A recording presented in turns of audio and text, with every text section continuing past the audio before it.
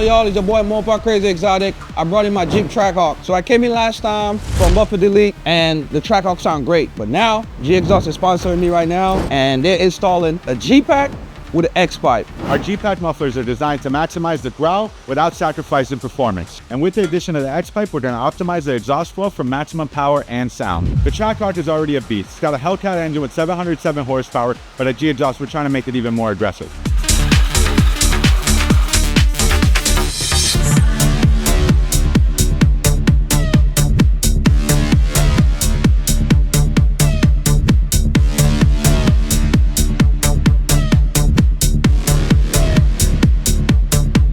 So we got the midsection almost complete. We got the X-Pipe and the G-Packs installed.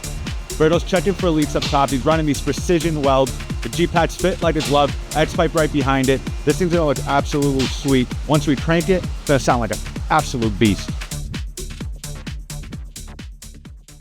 TrackHawk all done. Got this thing set up. Looking sweet, looking like it's from factory. Got the X-Pipe, got the G-Packs installed, everything welded up. We painted with the high temp ceramic coating. About to crank it. Let's hear how this thing sounds.